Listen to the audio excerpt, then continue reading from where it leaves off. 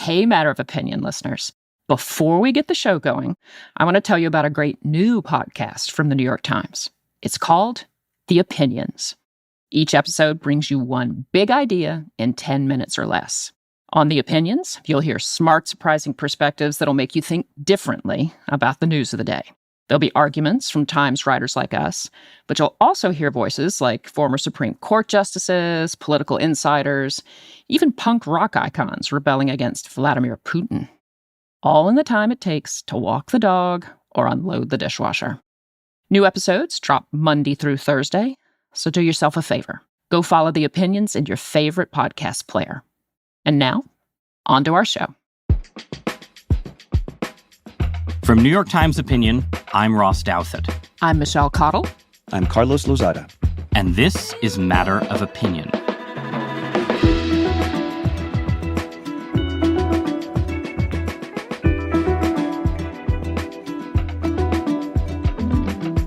Carlos, welcome back.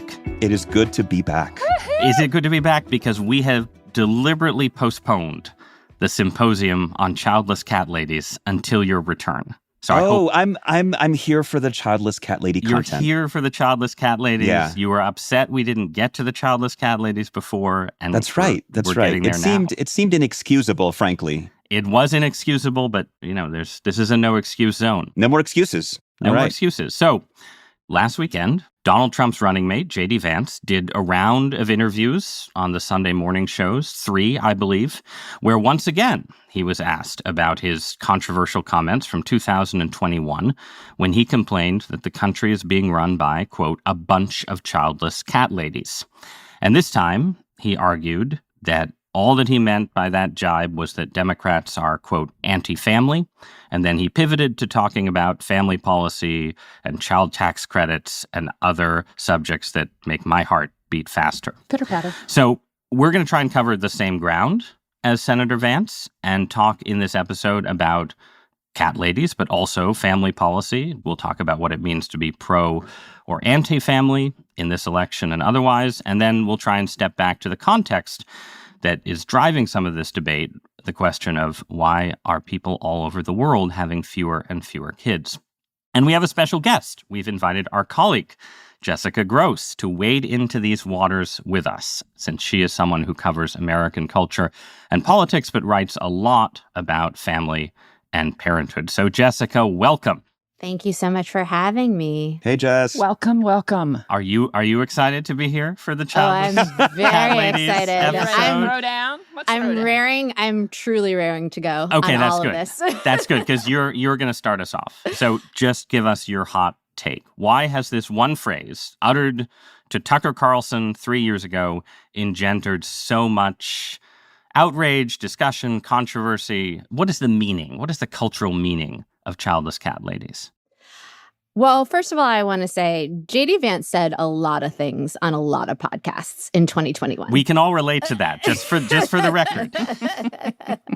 Yapping on podcasts is an unfortunate millennial tick. So he had a collection of things that he said. The childless cat lady jibe is based on previous notions that educated women are incompatible with family life. And he called out 3 politicians, Kamala Harris, Pete Buttigieg, and AOC, as part of this childless cat lady cotillion. And Kamala is a step-parent, a very involved step-parent. And so many people who are step-parents were offended, like, oh, I'm not a real parent, I'm something else. People who didn't have children, either because they really wanted children and it didn't happen for them, or were childless by choice, they found this offensive. There just were a lot of groups that were not psyched about being demeaned in this way. He managed to offend everyone. Yeah, it was a roughie. He managed to offend a lot of people, and he also managed to play into some pre-existing political narratives that we all know exist. Right. As a conservative, I have my own theories about what he was thinking, but I'm curious what you guys think he was thinking, because presumably he didn't go into the interview thinking, my intention is to, offend anyone who has ever struggled with fertility or who has ever owned a cat, right? Like, what's your view of where the impulse to make this critique came from? All we have to go on for that is what he said and how he has explained it after the fact, barring our ability to get deep into his mind. So the only reason he was talking to Tucker Carlson and spoke about childless cat ladies is because a few days earlier, he had given a speech where he spoke about the need to give parents more voting power than non-parents. Now he's saying that that wasn't a policy proposal. It was just a thought experiment. So I went back and read the full speech. Of course you did. The American Conservative magazine had the kindness to post it for us. And he is absolutely making a full-on policy proposal. He even beats his chest about it. He says, oh, the Atlantic and the Washington Post are going to critique me and ask me if I really mean that non-parents should have a lesser voice than parents, if parents should get a bigger say in how our democracy functions. Yes, absolutely. So let's do it. Let's push better public policy. Now, that took us to childless cat ladies. And here he says, no. I wasn't being mean and insulting to people without children. I was making a serious proposal about like the child tax credit or something. But again, if you watch the full Tucker interview, you see that that's not what's going on. This is who he's upset at. You're right, Jesse talks about Kamala Harris and Pete Buttigieg and Alexandria Ocasio-Cortez. But then he just says, look, it's people who live in small apartments in New York, who are obsessed with their jobs, who look down on you in middle America, right? Who hate normal Americans for the choices they've made. So you think, okay, maybe here he's going to broaden it out and talk about, how the policies he's really thinking about in his head are things that can help all Americans. But he says, no, I'm also talking about the elite media, those miserable people in New York and DC who are just wrapped up in their lives instead of in their families. He wants us to believe that that was all a critique of policy and really a case for the child tax credit. This was trolling.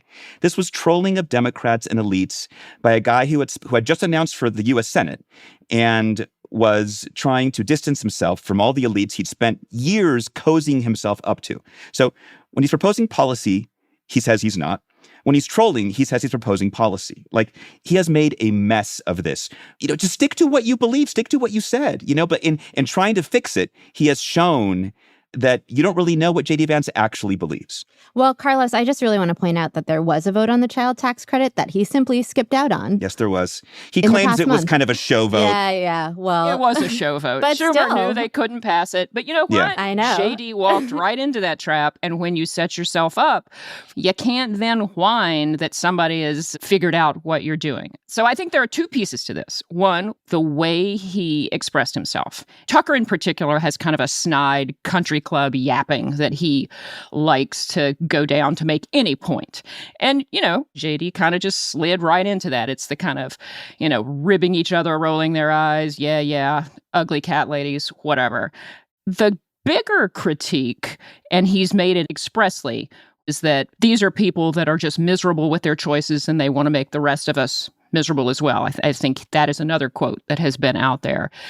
That's actually a broader trend that you often have seen conservative men in particular make over the years to make themselves feel better by promoting this idea of what liberal women are. And I'm going to take you back here to 25 years ago when I was a very young reporter. I went down to talk to a very conservative pastor in Fort Lauderdale about, I think at the time he was doing the Pray Away the Gay stuff. He was running some kind of big program that was supposed to claw back gay people from their life of sin. And when he met me, he visibly was startled. And then he said the quiet part out loud, which is well, I assumed that a liberal woman would be old and ugly, but here you are. And I was like, really, dude? But you get a lot of that. The idea that liberal women must be unhappy and can't get a man and are just kind of, rejects from traditional life is not a new thing. So let me offer you my theory, which, well, first of all, I'm really grateful to Carlos for bringing up the Vance proposal to allow parents to vote on behalf of their kids. Fundamentally, that's what the proposal is. The idea is that you basically give children under the age of 18 political representation through their parents. Because this is a pet idea of mine. It's a terrific idea, and I'd actually like us to spend the remainder of the podcast debating it. And since I Ross, am the Vance moderator, isn't proposing I it can anymore. make It was that, just a I thought can make that experiment. He happen. didn't mean it. I can make that happen. But no, we don't have to debate. It's called Demony voting. And if you Google it, you'll find all kinds of wonderful things, a lot of good ideas out there. But I'm resisting that temptation. So my basic... No, you're not. You just did it. it was for like 30 seconds.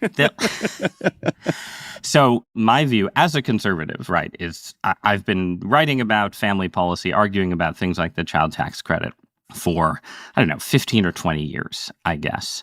And I think this is more true on the right than on the left, but I think it's true on both the right and the left, that this is an area of public policy that, with the exception of like parents who are sort of deep in the trenches of having young toddlers, it's just really hard to generate a lot of excitement about it. People will support things in the abstract. Sure, supporting families is nice and so on, but just the words family policy can make a lot of people's eyes glaze over. And I think what you see in what Vance was doing in all of those cases is to basically do what politicians often do when they're trying to amp up an issue, trying to make it into a culture war issue.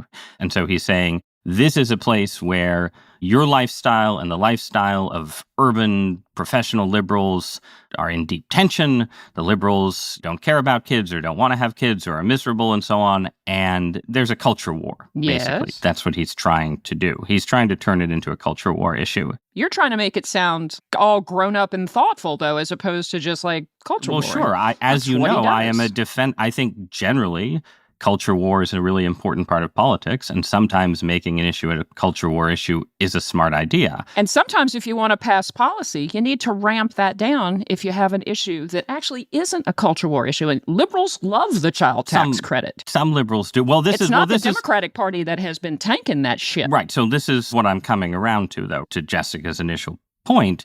As culture war forays go, this was a total disaster. It was a reverse wedge issue. It turned everyone against Vance.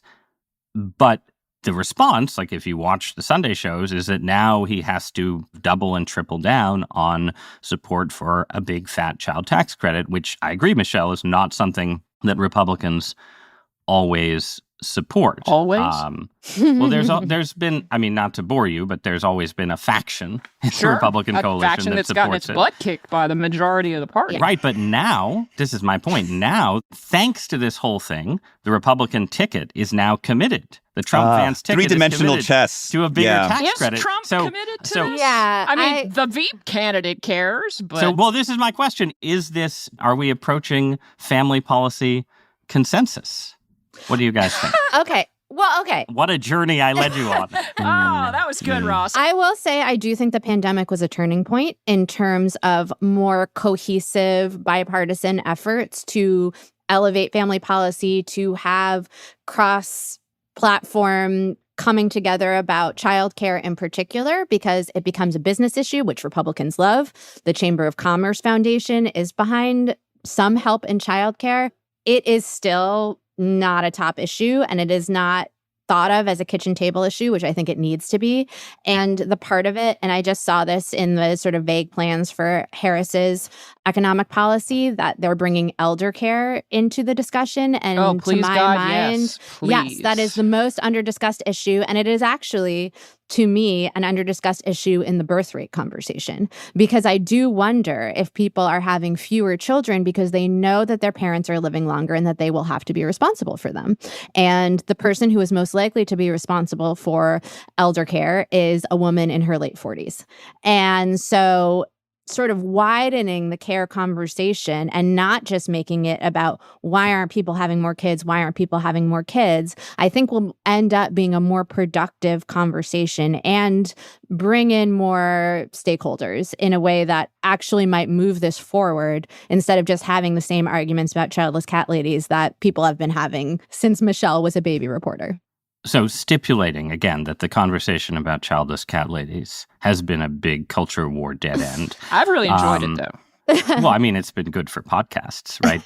I guess I have sort of the opposite reaction. My sense generally is that the Democrats on family policy issues are always more willing to spend money than the Republicans, and that is generally a good thing and to their credit.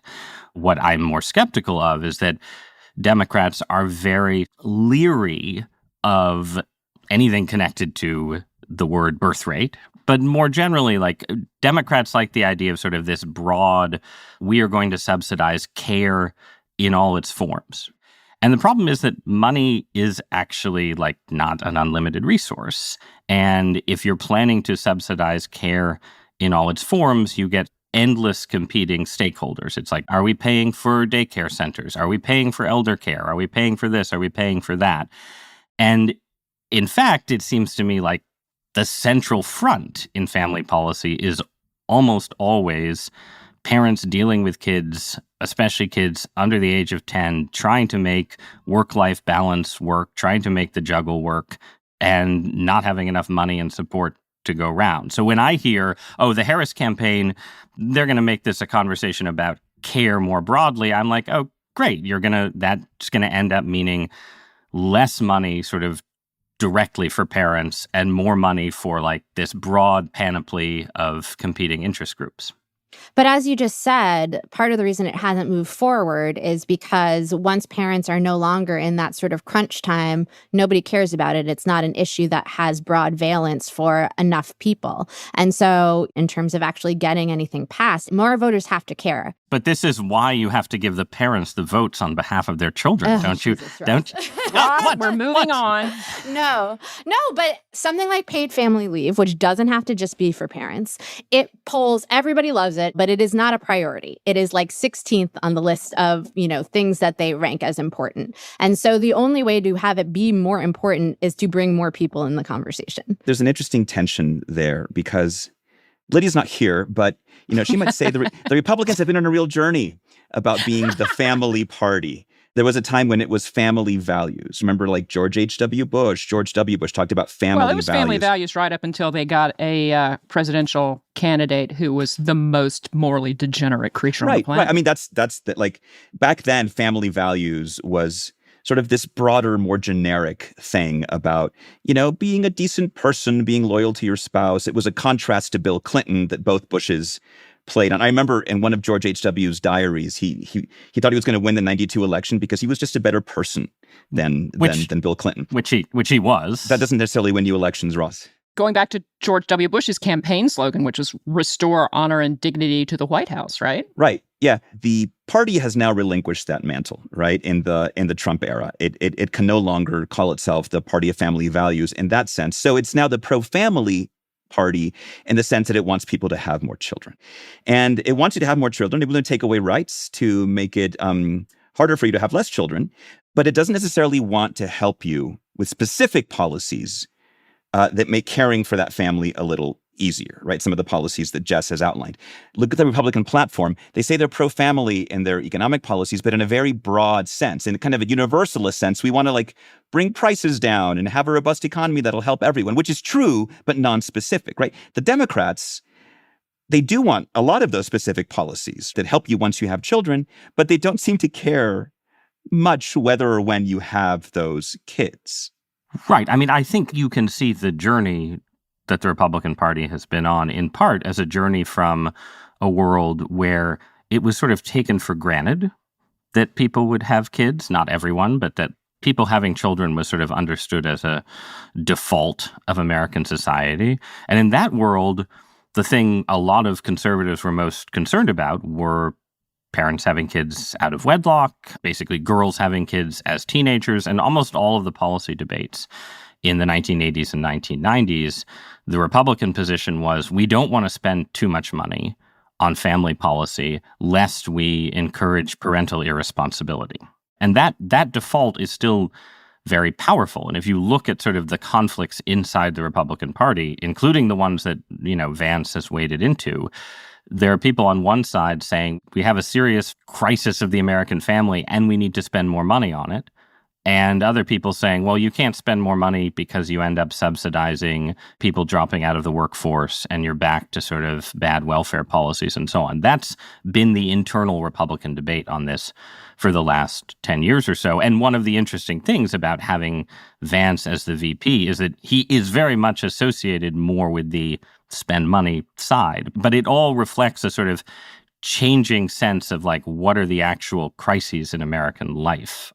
This is why it's disappointing that he has stumbled into this so kind of ham-fistedly, is that there is a serious debate to be had, but the more you tie parenthood to some kind of creepy ethno-nationalism or patriotic duty, or make the idea that people who, for some reason, don't meet your version of parenthood are somehow deficient or unpatriotic, the more you polarize this and make it all the more unappealing for people to have children, especially women. If you're going to promote the idea that the way forward is to tie women's hands and take away their options, then you're not going to win hearts and minds, and you're going to get labeled weird. All right, let's take a break. And when we come back, we'll talk more about the polarization of family issues.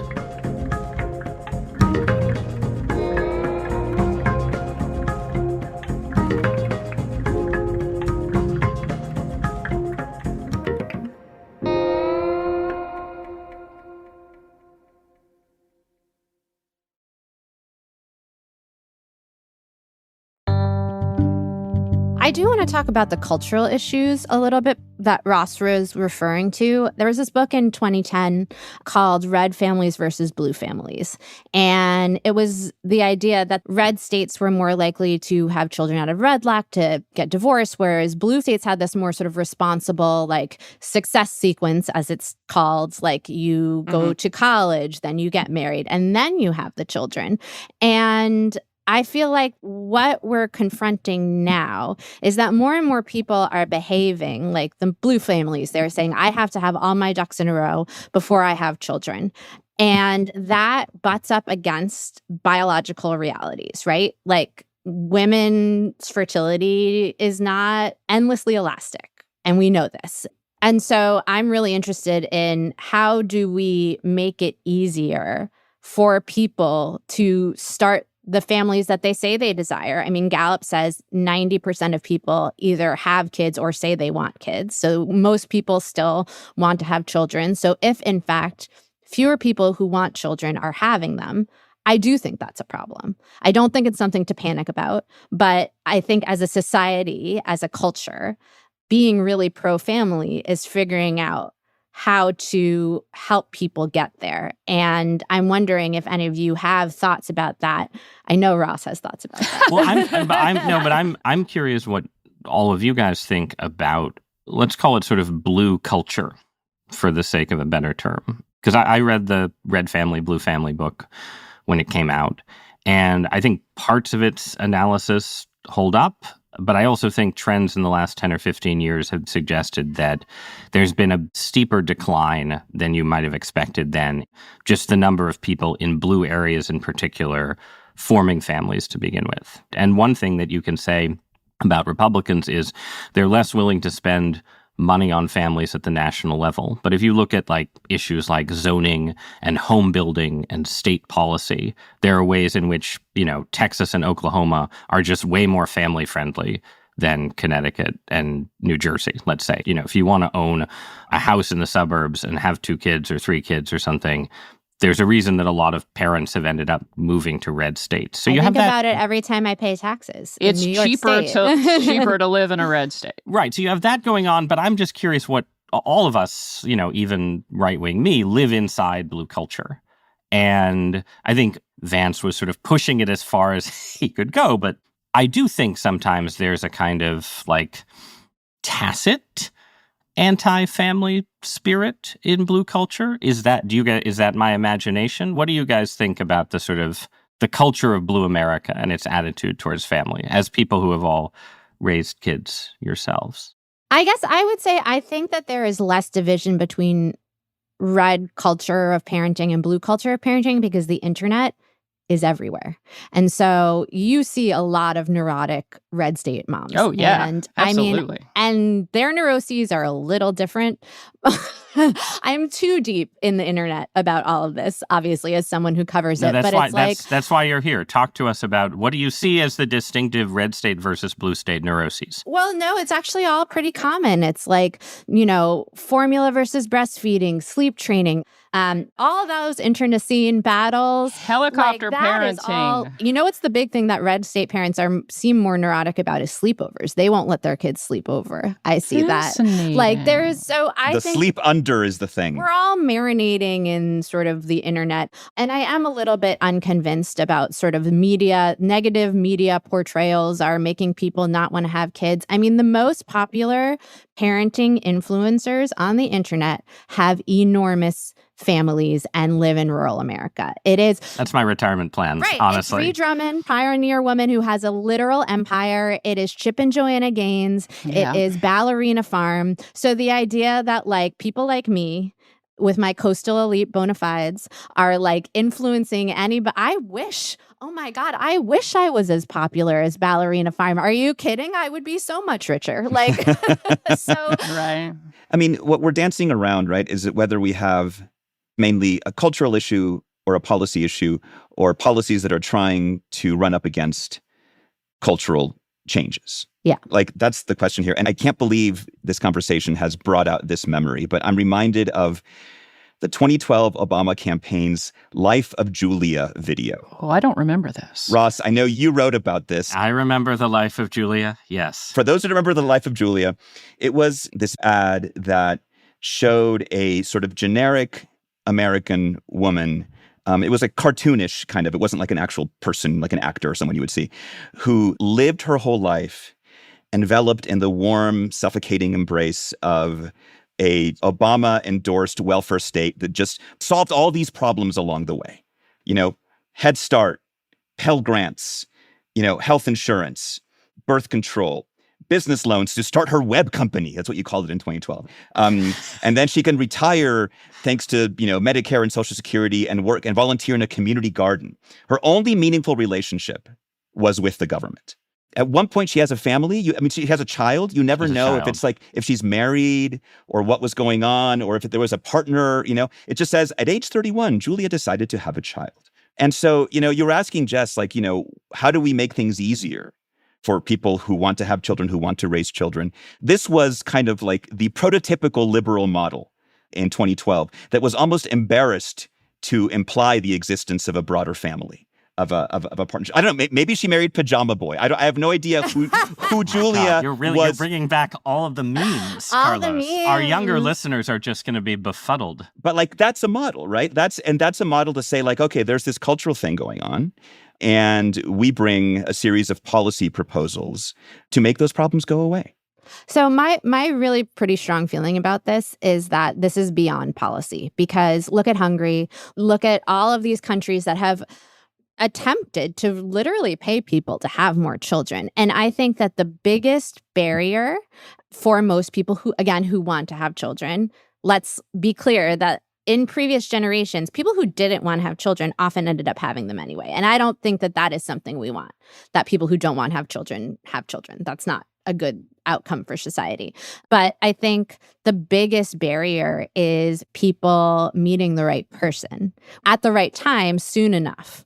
And where this is a very heteronormative conversation, we're not talking about, the barriers that LGBTQ families have, that, it's considerably harder for them, obviously, to have biological children. But one sort of under-discussed part of Melissa Kearney's book, which I think probably we all read, what is the title? The Two-Parent Privilege, yes. How Americans Stopped Getting Married and Started Falling Behind.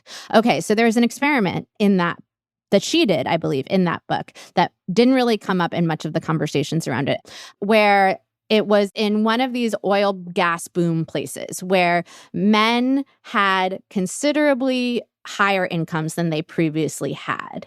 And it did not make them get married. The marriage rate stayed the same. And so it's if men just had better jobs, they would, we don't have evidence of that. And so I think, even though it's funny, I feel like I am liberal, whatever. I am a small c conservative in a lot of ways in the way that I live my life. I've been with my husband since I was 23. I always wanted kids. My parents have been married for 50 years. I don't know. I don't know how to get more people to do any of those things. And I don't think anybody else knows either. Yeah, I want to follow two threads from what you just said. First, your point about how people in the past often had kids when they didn't want kids, or we could say they just had kids because it was just the absolute social expectation, whether you wanted them or not.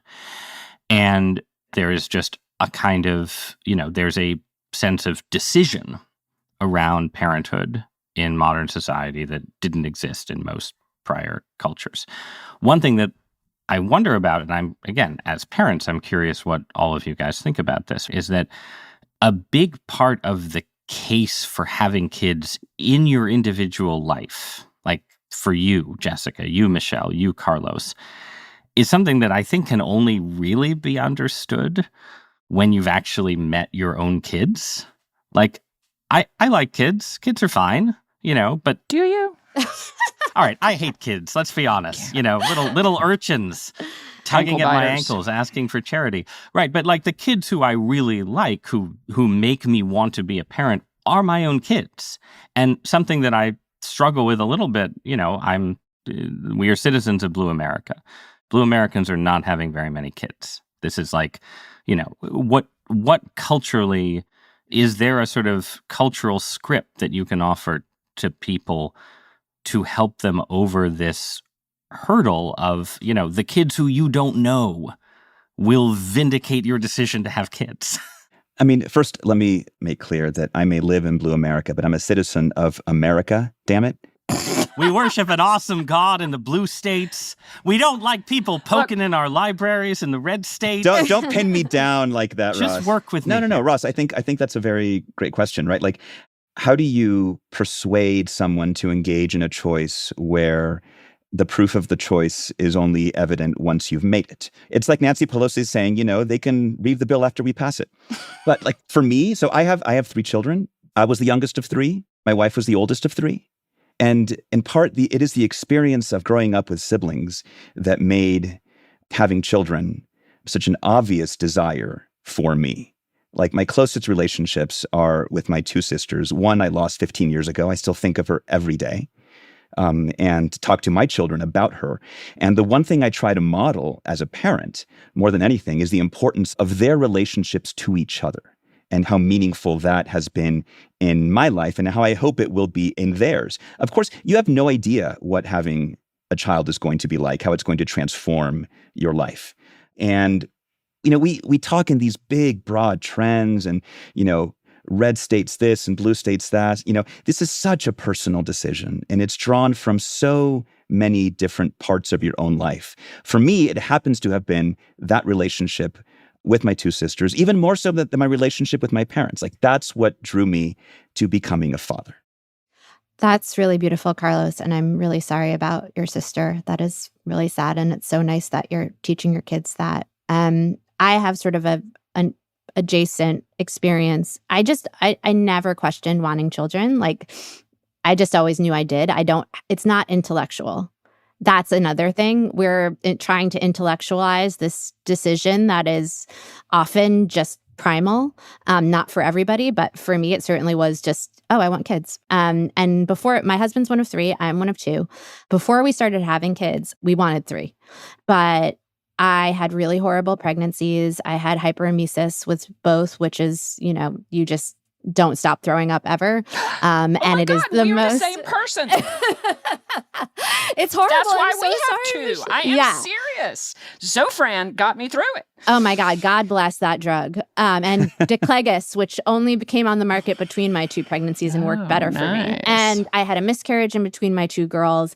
And so by the time I was in my 8th month of pregnancy with my second daughter, I literally turned to my husband and said, "You're getting a vasectomy," because I knew that my lizard brain would want a 3rd child. And I knew that physically I couldn't put myself through it again because I had had 3 pregnancies and they were all really tough. And we are so lucky to live in a time where we can make choices about our bodies to prevent another, year or 2 of really unpleasant experience. Ross, do you have a blueprint for folks? I mean, as you note, you're a denizen of blue state America, but if you were going to speak to your people in red state America, what would you tell them? I mean, I think of, as Carlos said, I think of my people as being universal and American. No, I don't think. I mean, I think everything that's just been said gets at the core challenge here, right? Which is, again, the reason this issue is so hard to do politics around and to have cultural debates around is that it is understood for good reasons to be so intensely personal. But at the same time, a society where the sum of all those intensely personal decisions is the birth rate that South Korea has right now is a society that will cease to exist. We're all living inside that tension. I think that with kids, that once you have a spouse, the decision to have kids, I do think, is all about sort of recognizing that there is this endpoint of this person who you did not know before, who you will have feelings for that you can't understand in advance, and you have to take that leap. But I want to come back, and we can maybe end here, to the other thread from your comments, Jessica, which is the question of finding a spouse, a partner, a husband or wife in the first place, right? Which I agree. If you look at the data, a big thing that's happening is people not pairing off in ways that make me suspect that the internet and digital life has a big role to play.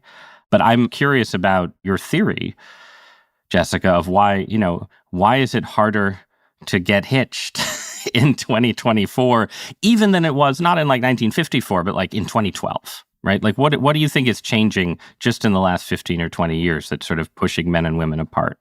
I do think the internet is part of it. And I do think there is a fear of failure, and a sort of idea that if you choose the wrong person, it's going to destroy your life. There's more sort of seriousness in a weird way about having to have everything lined up perfectly and having to have your economics lined up perfectly before you can even engage in a serious relationship. I mean, there's so many complicated pieces to this, right? I mean, you have the whole worrying about it being perfect. You have the whole shift from marriage being primarily about child rearing and economic issues to being about self-actualization and self-fulfillment. You have a lack of marriageable men in some cases, as we talk frequently about men falling behind.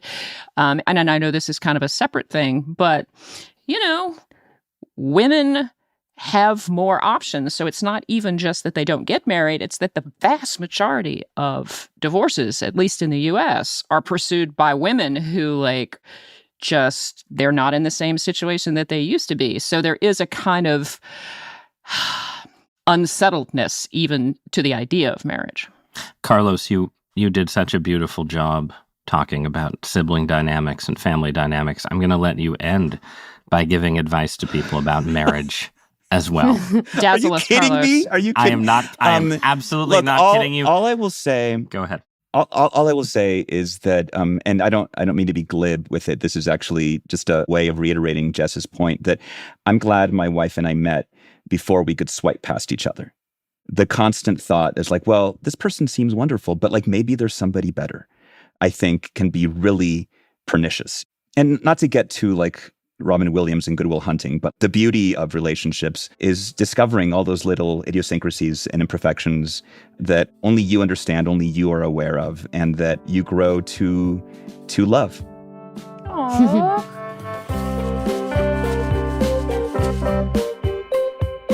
All right. Thank you, Carlos. And on that note, we'll conclude. And when we come back, we will get hot and cold.